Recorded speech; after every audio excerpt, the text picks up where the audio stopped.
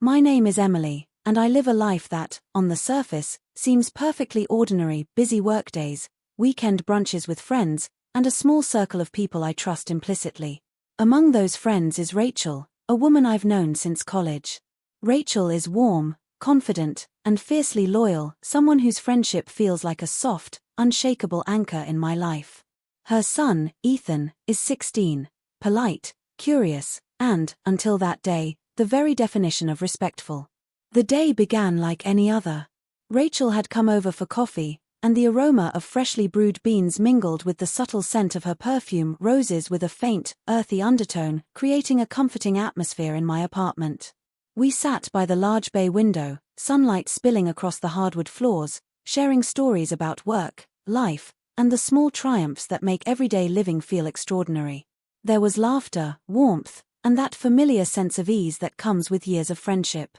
After Rachel left, I felt the need to change into something lighter and more comfortable. It was a simple, private moment, one that, until then, had never felt anything but ordinary. My bedroom, a sanctuary of soft linens, muted tones, and quiet solitude, suddenly became the stage for an unexpected intrusion. As I reached for my clothes, the sound of the door handle shifting froze me mid-motion. My pulse spiked, and my mind immediately raced to the unthinkable. The door creaked open slowly, and there he was, Ethan. The polite, respectful boy I thought I knew, standing in the doorway, eyes wide, mouth slightly open. "Ethan, what are you doing here?" I gasped, my voice shaking, betraying the shock coursing through me. He froze, guilt and uncertainty etched across his young face. I could see him struggling to form words, as if every possible explanation had been snatched away before he could utter it. I didn't think anyone would be here," he whispered, voice barely audible. I felt my stomach drop. My sanctuary had been violated, my privacy shattered, and suddenly the reality of the situation was crystal clear. Something had changed between us. Not just the physical intrusion, but the invisible, unspoken tension that now hummed in the air. Ethan's presence wasn't just a momentary disruption, it was a mirror reflecting consequences I hadn't anticipated, questions I wasn't ready to answer, and secrets I had thought safely hidden. It was in that heartbeat, that suspended second, that I realized the ordinary could fracture in an instant. The simplicity of our lives, my friendship with Rachel, my trust in her son, my own sense of control, was suddenly at stake. How much had he seen? What did he think? And more importantly, what was going to happen next? The tension was palpable, and the questions hung in the air, unanswered, like the faint scent of coffee still lingering from hours before. And in that fragile, electric moment, I knew one thing with certainty: nothing would ever feel ordinary again. The moment Ethan stood frozen in my doorway, I realized that our lives, mine, Rachel's, and his, were suddenly intertwined in a way I hadn't anticipated. I had always thought of Ethan as polite, respectful, a boy who understood boundaries. Seeing him now, caught between curiosity and guilt, shattered that image and forced me to confront the fragility of trust. Rachel's friendship with me had always been a cornerstone of my life. We had met in college, bonding over late-night study sessions, shared frustrations, and dreams that felt bigger than the world itself. Over the years, that bond had only deepened. I knew Rachel's quirks, her laughter, the little ways she hid insecurities behind confident smiles. And she trusted me with her son, Ethan, believing that I would be a safe presence in his life. Ethan, on the other hand, was at that delicate stage of adolescence where curiosity mixes with morality, where loyalty to a parent and fascination with the adult world often collide. I had spent countless afternoons helping him with homework, talking about life choices, and trying to instill a sense of right and wrong. I had believed he understood boundaries, that our friendship had a clear, unspoken line that would never be crossed. Yet here he was, and the reality was undeniable: that line had been blurred. His wide eyes, trembling hands, and hesitant voice conveyed a complex mix of emotions: confusion, guilt, fear, and perhaps even fascination. For a brief, terrifying moment, I realized how quickly trust could shatter, how vulnerable we all are when private worlds collide. The room around us, the soft beige walls, the faint scent of lavender from my diffuser, the sunlight spilling across the bed, suddenly felt like a stage. Every object, every shadow, seemed magnified in significance. The cozy, safe space I had retreated into for comfort now felt like a fragile glass sphere, ready to shatter with the smallest pressure. I struggled to gather my thoughts. How could I explain what had happened without terrifying him or betraying Rachel? How could I maintain a sense of calm when my own emotions were roiling with fear, guilt, and anxiety? I realized that this moment was about more than just privacy. It was about responsibility, boundaries, and the invisible threads that hold relationships together. I finally found my voice, steadying it as best I could. Ethan, listen. You didn't do anything wrong by being here. But there are things you saw that maybe weren't meant for you. Life isn't always simple, and adults sometimes make mistakes. What you saw, it's complicated, and it's not a reflection of who you are. He nodded, swallowing hard, still avoiding my gaze. The tension between us was palpable, an unspoken acknowledgement that things had changed irrevocably. And in that fragile silence, I realized that this was only the beginning, that the intrusion had opened a door to questions, revelations, and emotions that would demand confrontation in ways none of us were prepared for. The afternoon light softened as it slipped through the curtains, but the weight in the room remained. I understood, in that moment, that the ordinary fabric of our lives had been irreversibly altered, and the journey to reconcile what had happened was just beginning. After that tense moment in my room, the air felt heavier, charged with unspoken questions and lingering discomfort. Ethan lingered near the doorway, unsure whether to leave or stay, his gaze flicking nervously around the room as if searching for answers in the familiar objects surrounding him. I could see the conflict etched into every line of his young face, the struggle between loyalty to his mother, his own moral compass, and the shock of what he had just witnessed. "Emily, I don't know what to say," he whispered finally, voice trembling. I shouldn't have come in here. I wanted to ask you something about Mom, and then, this happened." I took a deep breath, trying to steady my racing thoughts. "Ethan, it's okay. Just, slow down. Start from the beginning. What were you going to ask me?" He shuffled awkwardly, hands fidgeting with the hem of his shirt. I saw something earlier, something that I can't unsee. I don't know how to process it. And I don't want to betray anyone, but I also can't pretend it didn't happen." The weight of his words pressed down on me. Every instinct screamed to protect him, to reassure him, yet I knew the truth was complicated. I couldn't erase what he had seen, couldn't shield him from the implications of adult mistakes. "Ethan, life isn't always neat or easy to understand. Adults sometimes make choices that aren't right, and sometimes those choices are complicated. What you saw doesn't define you. It doesn't define me. And it certainly doesn't define your mom." His eyes searched mine, seeking clarity, reassurance, or maybe just permission to believe that the world wasn't entirely broken. "But Emily, what if she finds out? What if Mom realizes I saw everything?" I hesitated, realizing how precarious the situation had become. "You don't have to tell her everything, Ethan. Some things are meant to stay private. But I need you to promise me something. Promise me you won't let this hurt your perception of people you care about. Life is messy, and people make mistakes, but trust and understanding are what allow relationships to survive even when boundaries are crossed." A flicker of relief crossed his face, but it was quickly replaced by uncertainty. "I don't know if I can forget this. I keep replaying it in my head. It feels wrong. I feel guilty." "You shouldn't feel guilty for something you didn't cause," I said gently.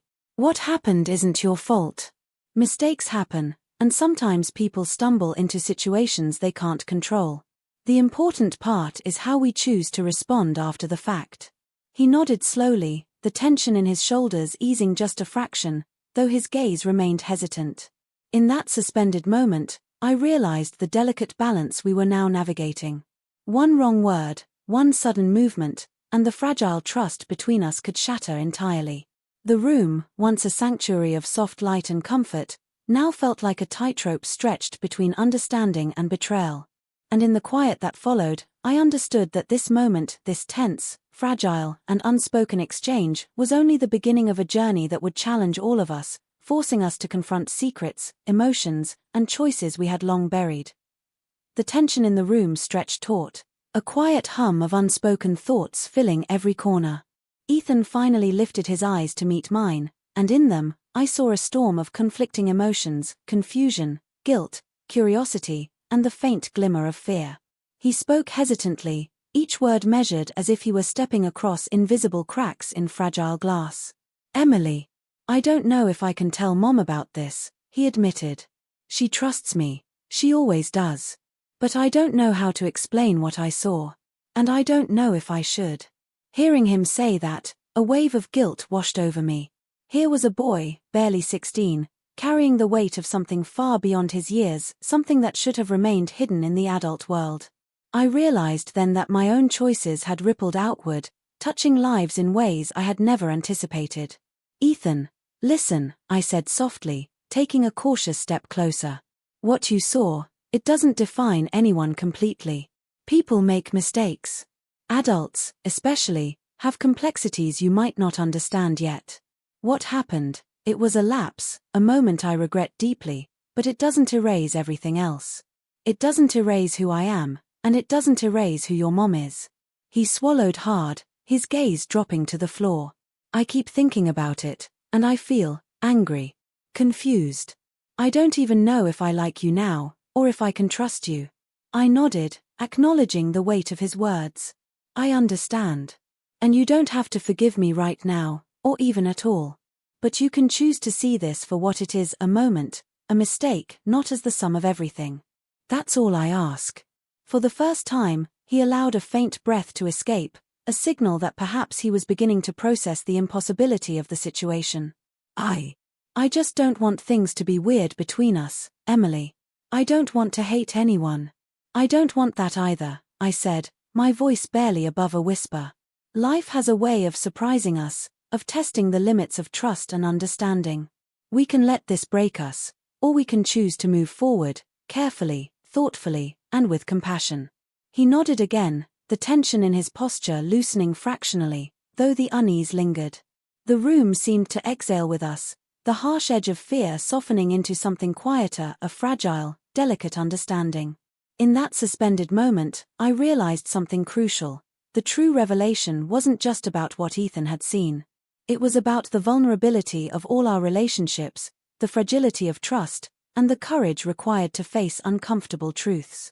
The boundaries between parent and child, friend and confidant, innocence and experience, all of them had shifted in that instant. And yet, within that shift, there was the possibility of understanding, of forgiveness, of moving forward. As sunlight spilled through the curtains, casting soft shadows across the floor, I understood the truth of our situation. Mistakes may reveal uncomfortable realities, but they also illuminate the strength it takes to confront them, to speak honestly, and to hope that bonds, though tested, can endure. In the days that followed, life returned to a fragile rhythm, though nothing felt quite the same. Ethan was quieter, more measured in his actions, and I could see the weight of what had happened lingering in his expressions. Yet there was also a subtle resilience, a willingness to adapt, to process, and to carry forward without letting the incident define him entirely. I admired that strength, even as I carried my own unease. Rachel never learned the full details of what had occurred. Perhaps it was better that way. Some truths, I realized, are more dangerous than helpful, capable of unraveling the delicate threads of trust that hold relationships together. I reflected on that afternoon often, turning over my choices, the consequences, and the fragile trust that had been tested. I knew that one moment could have shattered years of friendship, yet somehow, it hadn't. Ethan and I found a new equilibrium. Our interactions were careful, deliberate, yet marked by a subtle understanding that grew over time. He didn't act as if nothing had happened, nor did I pretend it was inconsequential.